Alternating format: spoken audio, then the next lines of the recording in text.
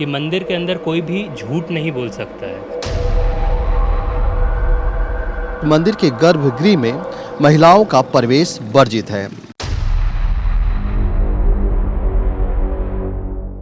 झारखंड में कई ऐसी ऐतिहासिक धरोहर है जो अपनी गुमनामी की जिंदगी जी रहे हैं, लेकिन आज हमारी मौजूदगी है झारखंड की राजधानी रांची के बोरिया में, जो कांके प्रखंड में स्थित है। और कांके प्रखंड में एक मदन मोहन की एक मंदिर है जिसे अद्भुत कला का संयोजन कहा जाता है।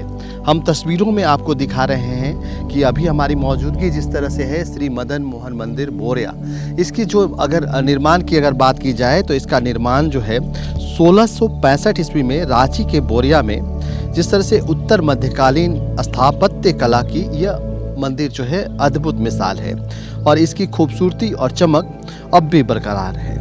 मुगल काल में निर्मित 367 वर्ष पुराना यह मंदिर 12 खंबे पर टिका हुआ है और इस मंदिर के गर्भगृह में महिलाओं का प्रवेश वर्जित है। मुगल काल में इस मंदिर को उस वक्त निर्माण कराया गया जब औरंगजेब का शासन था और औरंगजेब के शासनकाल में देश के कई प्राचीन मंदिरों को तोड़कर मस्जिद बनाने की घटनाओं की चर्चा होती है। साथ ही यह भी आरोप लगता है कि इस शासनकाल में इस्लाम को बढ़ावा देने के लिए दूसरे धर्म के मानने वालों पर कई अत्याचार भी हुए। ऐसे समय में रांची के जमींदार ने ऐसा भव्य मंदिर बनवाया जिसकी चमक आज भी बरकरार है। हम अपने दर्शकों को यह दृश्य दिखा रहे हैं कि यह वही मंदिर है जिस मंदिर में राजा ने इसका निर्माण करवाया था और लगभग 1665 में जिस तरह से इस मंदिर का निर्माण हुआ था उसके बाद से जो है इस मंदिर की ख्याति जरूर आज भी है। लेकिन जिस तरह से अगर बात किया जाता है कि बोरिया में लक्ष्मी नारायण तिवारी ने जो है मंदिर की नींव रखी थी और इसके निर्माण में लगभग जो है 17 वर्ष लगे थे। वह दिन था अगर बात की जाए तो 1665 ईस्वी में ये बनकर पूरी तरह से तैयार हो गया था और मंदिर में कैथी भाषा में लिखे शिलालेख के अनुसार इसके निर्माण में 1401 रुपए की लागत आई थी। और आराम में अगर शुरुआत में बात की जाए तो 45 किलोग्राम की अष्टधातु की मूर्तियां थी, जिसे 5 सितंबर 1953 को भगवान श्री कृष्ण की मूर्ति चोरी हो गई। बाद में भगवान श्री कृष्ण की पीतल की मूर्ति बनवाई गई। दूसरी बार मंदिर में जब चोरी हुई तो अब तब से अष्टधातु के राधा रानी की मूर्ति को चोर ले गए थे, जिसके बाद से पीतल की मूर्तियां स्थापित की गई। अगर वहीं बात की जाए तो इसकी कुल बनावट तो 1140 वर्ग फीट के चबूतरे पर 12 खंबे पर यह मंदिर जो है पूरी तरह से टिका हुआ है। और एक तरह से कहा जाए तो छत पर शानदार नक्काशी है। मंदिर की 3.5 फीट मोटी चारदीवारी पत्थर से बनी हुई है। वहीं अगर बात की जाए तो जल संरक्षण के लिए भी यह मंदिर जो है पूरी तरह से एक मिसाल है। अगर बात की जाए जल संरक्षण को लेकर तो जब जो है 1980-82 के आसपास जो कहा जाता है कि जब भूकंप आए थे और अकाल पड़ा था तो उस समय यहाँ पे जो है जल स्रोत की जो सीमा थी वो पूरी तरह से घट गई थी। लेकिन जब से यहाँ पे एक सोखा बनाया गया था, वो सोखा आपको हम दिखाते हैं जिसे पंचसोखा कहा जाता है और यह मंदिर में आज भी जो है ये यहाँ पे स्थित है।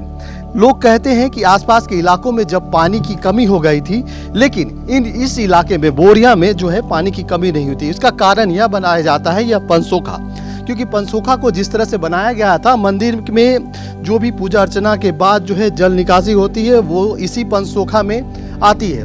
वहीं बारिश का जब पानी होता है तो बारिश का पानी भी जो है वो ऊपर से जो है इसी पंचसोखे में गिरता है। हम सीधे जुड़ेंगे यहाँ के जिन्होंने इस मंदिर का निर्माण करवाया था, जिनके पूर्वजों ने बनाया था, वो हमारे साथ हैं। उनसे हम सीधे जुड़ेंगे और जानेंगे कि आखिर जो है इस मंदिर का क्या महत्व है, लोगों की आस्था क्यों जुड़ी हुई है। नमस्कार। लोगों की आस्था इस मंदिर के साथ जुड़ी हुई है, क्या कहें? तो लोगों का ये मानना है, जैसे आप मंदिर के बारे में सुने होंगे कि ये 365 साल पुराना मंदिर है राधा कृष्ण का और ये मंदिर यहाँ के लोगों के लिए बहुत ही महत्वपूर्ण है। अगर कहते हैं यहाँ के समाज के बारे में तो हमारा कुछ भी शुभ कार्य होता है तो मंदिर से ही शुरू होता है, मंदिर पे ही ख़त्म होता है। यहाँ के मेजर इवेंट्स जो कहते हैं, हमारा अगर अन्नप्राशन होता है तो मंदिर में ही होता है, बच्चा पहला अन्न यहीं से ग्रहण करता है। शादी के बाद अगर मंदिर में ही पहला दर्शन कराने के लिए वर वधू को लाया जाता है। दूसरा, यहाँ जो मेजर फेस्टिवल्स जितने भी होते हैं, चाहे होली हो गया, जन्माष्टमी हो गया, सारा हमारा फेस्टिवल्स यहाँ से जुड़ा हुआ है। अगर कुछ यहाँ 4 मेजर इवेंट हमारा फेस्टिवल्स सेलिब्रेट करते हैं, जैसे होली। तो होली के दिन मूर्ति जो है वो साल में एक बार बाहर लाई जाती है और डोल लगाया जाता है, जिसको फगडोल बोलते हैं। और उस दिन गांव के सभी लोग मंदिर में भगवान के साथ ही होली खेलते हैं फगडोल के दिन। और मान्यता ऐसी है कि लोग उस दिन यहाँ पे मांस मदिरा का सेवन नहीं करते हैं, क्योंकि उन्हें भगवान के साथ होली खेलने का साल में एक दिन मौका मिलता है। लेकिन जो कहानियाँ या जो इसकी कथाएं प्रचलित है कि आपके पूर्वजों ने इस मंदिर का निर्माण करवाया था, कब करवाया था, कितने पैसे खर्च हुए थे और किस शैली में ये मंदिर का निर्माण हुआ है? ये जब मंदिर का निर्माण हुआ था उस समय मुग़ल काल चल रहा था। रातू महाराजा उस समय रघुनाथ शाही थे। हमारे पूर्वजों को यहाँ एज पुरोहित लाया गया था, और उस समय कुछ सभा में ऐसा हुआ था, सुनी सुनाई बातों पे मैं बता रहा हूँ, कि हमारे पूर्वज कुछ उन्हें दान दिए थे, जो कि बाद में उनका एक हाथी का प्राणघात हुआ था, जिसके वजह से रातू महाराजा वो दान को स्वीकार नहीं किए थे। और ये निर्णय लिया गया था कि इस दान से फिर मंदिर का निर्माण किया जाएगा। तो 1665 ईस्वी में ये मंदिर बन के कंप्लीट हुआ था, जिसमें 11 साल का समय लगा था मंदिर बनाने में। और उस वक्त इस मंदिर को बनाने में 14,001 रुपये का खर्च आया था। और उसके बाद जो पैसा बचा था उससे फिर हटिया का जगन्नाथपुर मंदिर और चुटिया का श्री राम मंदिर का निर्माण भी किया गया था। तो अगर आप पत्थर का ये नक्काशी या शैली देखेंगे तो आपको सेम शैली चुटिया के राम मंदिर में भी देखने को मिलेगा। और हटिया का अगर जगन्नाथपुर मंदिर का बात करें तो वो मंदिर तो फिर दोबारा भी जीर्णोद्धार किया गया है, पर आपको वहाँ पे भी कुछ इसी प्रकार की नक्काशी देखने को मिलेगी।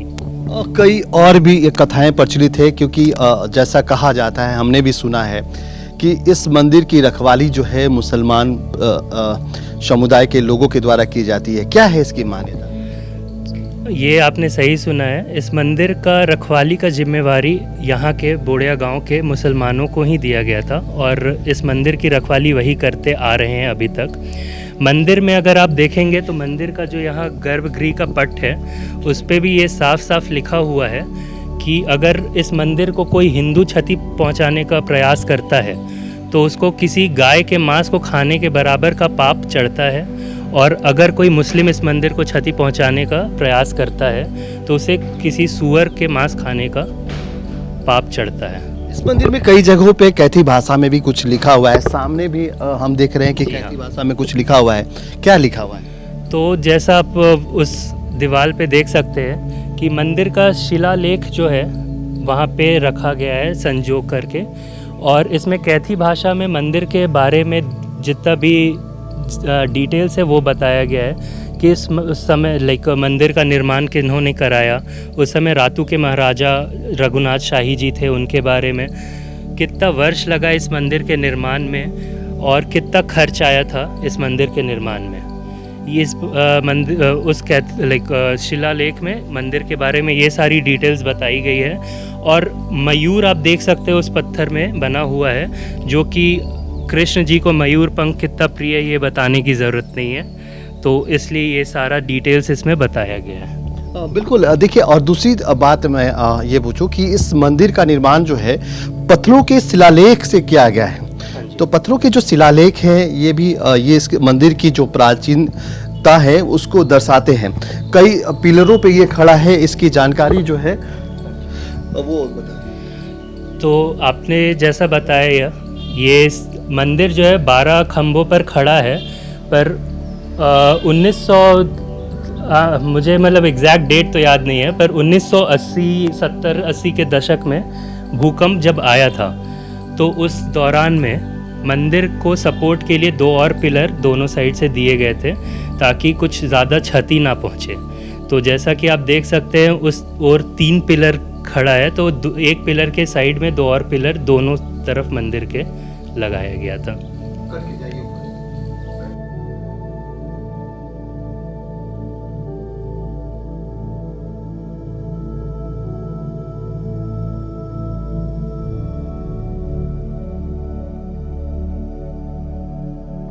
अभी जो है ये पिलरों की भी बात यहाँ पे आती है कि इसके जो पिलर हैं वो 10 या 12 हैं, इसकी क्या मान्यता है? कुछ पिलर अभी हाल में ही जोड़े गए हैं। हाँ, ये आपने सही सुना है। पहले इस मंदिर का निर्माण 12 खंभों पर ही था, 12 खंभों पर ये मंदिर टिका था।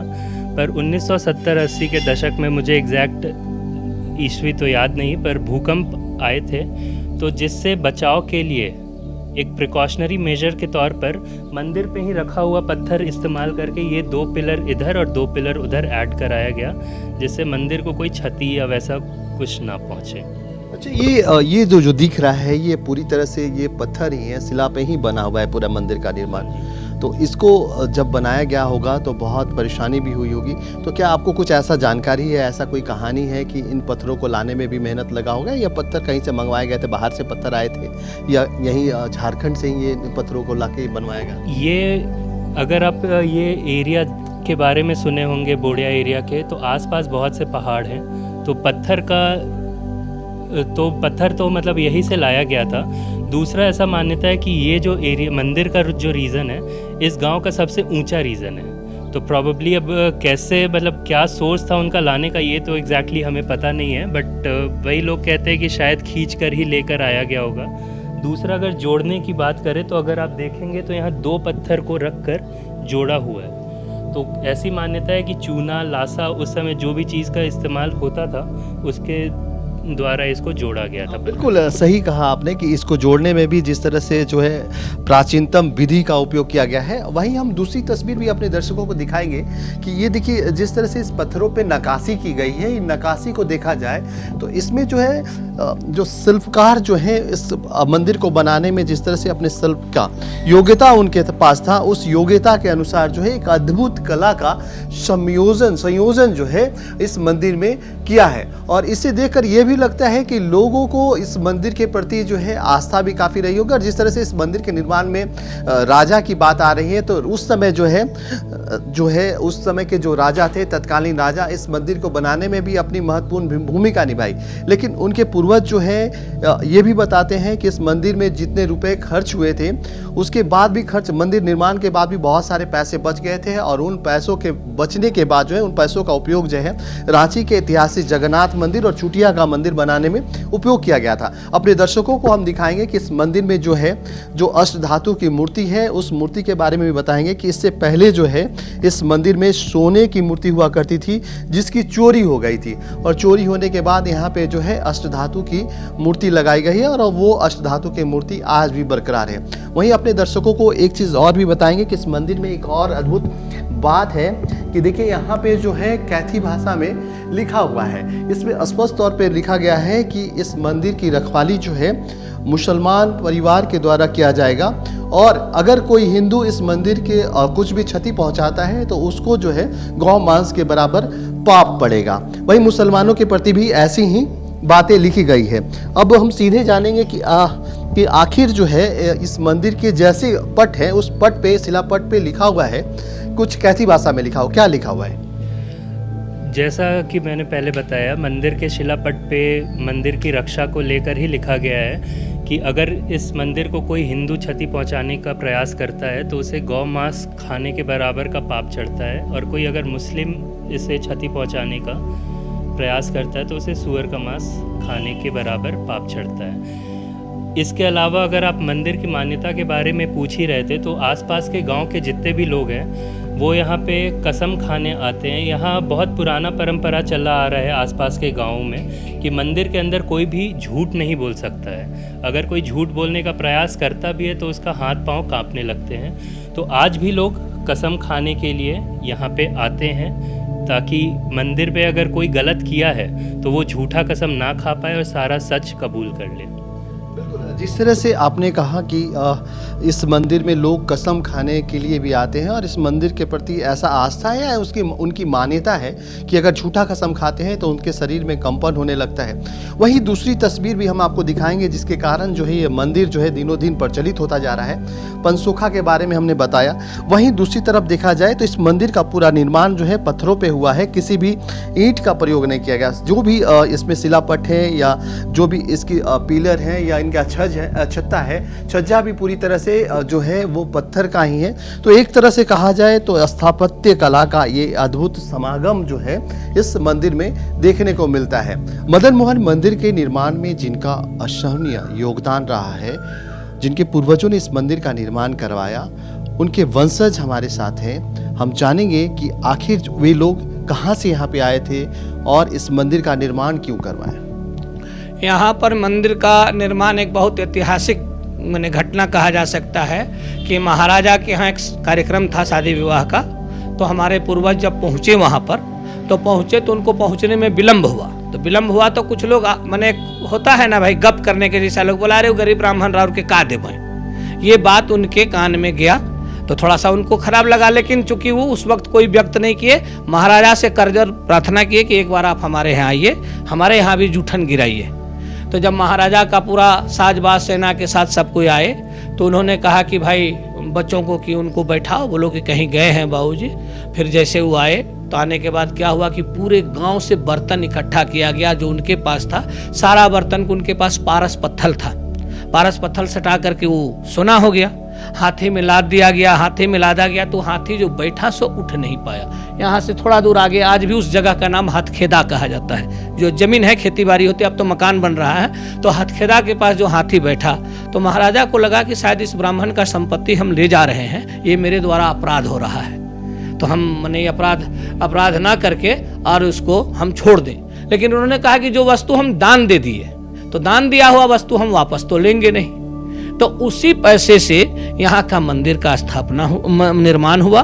कुछ पैसा लोग जैसा बताते हैं कि चुटिया के राम मंदिर में भी लगा है, और कुछ पैसा जो पुराना जगन्नाथपुर मंदिर था, तो बाद में ध्वस्त हो गया था, उस मंदिर में भी यहाँ का पैसा खर्च हुआ। और कुछ ये पता नहीं है कहाँ, लेकिन कुछ आज भी इस कंपस में वो धन गड़ा हुआ है। मान्यता है कि सच्चाई है? अब देखिए, अब पूर्वजों की बात है, कोई ऐसा तो नहीं है। लोग जैसे कहते हैं हमारे पूर्वज हमको बताए, उनके पूर्वज ऐसा बताए, वो चीज हम आपको बता रहे हैं। अभी जो है मंदिर की क्या स्थिति है, क्योंकि लंबा समय हो गया है, 400 वर्ष हो गए हैं, किस स्थिति में है? सरकार के द्वारा सहयोग मिलता है या कोई सामाजिक संस्था द्वारा कोई सहयोग नहीं है? यहाँ रहा कि हमारे ही सब गांव वाले लोगों के बीच में शुरू में जब मंदिर बना था तो उस समय यही था कि हर जाति को काम बांटा हुआ था। जैसे ब्राह्मण का काम पूजा करना था, कोरी महतो लोग को सब्जी तरकारी देना था, साहू जी लोग को यहाँ दीपक, जब उस समय तो कोई बिजली बत्ती नहीं था तो जो दिया बनता तो देते थे। धोबी जाति के थे वो बाती बना करके देते थे, कुम्हार दिया देते थे, और सारे जात और मुसलमान जो थे यहाँ का पहरेदारी करते थे। उनको जिम्मेवारी थी कि कंपस के अंदर में आपको पहरेदारी करना है, जिसके वजह में महाराजा साहब को कोई तरह का हम लोग को टैक्स देना नहीं पड़ता था, टैक्स फ्री था, और यहाँ का सिर्फ व्यवस्था बना करके चलना था उस समय। फिर धीरे धीरे समय बदला, उसके बाद में यहाँ का व्यवस्था तो चरमराया, लेकिन हम लोग का ब्राह्मण समाज इसका गठन किया और हम लोग के सारे परिवारों से सहयोग मिल करके, और यहाँ भोग का व्यवस्था लगता है। प्रतिदिन का पारी बांटा हुआ है जो कि चंदा का पैसा था, जिससे सुबह में बाल भोग लगता है, आपको बादाम दाना मिश्री घी का दिया जलता है, दोपहर में दाल चावल सब्जी का भोग लगता है, शाम में फिर बाल भोग लगता है, और रात में रोटी सब्जी लगता है। तो पूर्व समय में तो चावल का प्रस्था था तो छिलका रोटी बनता था, अब सिस्टम बदला तो आटा का रोटी बनता है, दाल चावल का भोग लगता है, और वही चलता। हाँ, बीच बीच में कुछ पदाधिकारी आते हैं जिनको श्रद्धा जगती है तो अपने मन से कुछ सहयोग, या रांची के समृद्ध व्यक्ति आए, उनको लगा कि हमको कुछ करना चाहिए तो वो लोग किए हैं, लेकिन तो ऐसा कोई विधिवत दिया हुआ नहीं है। जिस तरह से आपके पूर्वज यहाँ पे आए थे, उनका जीविकोपार्जन का एकमात्र साधन जो है पूजा पाठ ही हुआ करता था। जिम्मेदारी था। हमारे पूर्वज को आए नहीं थे, उनको बुलाया गया था, क्योंकि महाराजा साहब को एक परिवार जो ब्राह्मण के थे उनसे थोड़ा सा टसल हो गया, तो ब्राह्मण का काट के लिए 56 ब्राह्मणों को यहाँ पर लाया गया। तो उसी ब्राह्मणों में से आए थे। हमारे पूर्वज को 9 गांव का जिम्मेदारी मिला था, 9 ठो गांव था, जिसमें बुढ़िया है, अरसंडे है, आपको ओरमांझी के पास में ओरमांझी है, डहू है, बरवे है, सिलदरी है, आरा है, बड़ाम है, ये सब गांव 9 गांव इनको मिला था जिम्मेदारी में, और उसका जो व्यवस्था था उससे यहाँ का व्यवस्था चलता था।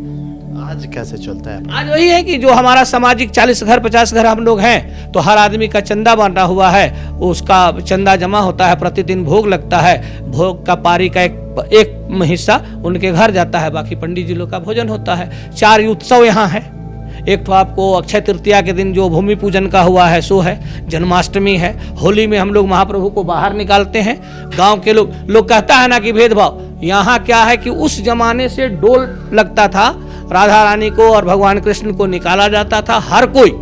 इसलिए हमारे लोग के यहाँ होली के दिन कोई भी लोग अभक्ष नहीं खाते हैं, शाकाहारी भोजन, सादा भोजन करके भगवान को अबीर खिलाते हैं। हम लोग के यहाँ का अबीर पैर में नहीं लगाया जाता है, सब बड़ा छोटा सबको गाल में लगा के एक दूसरे से सभी कोई सब एक दूसरे से मिलते हैं। वो उस जमाने से बना हुआ है।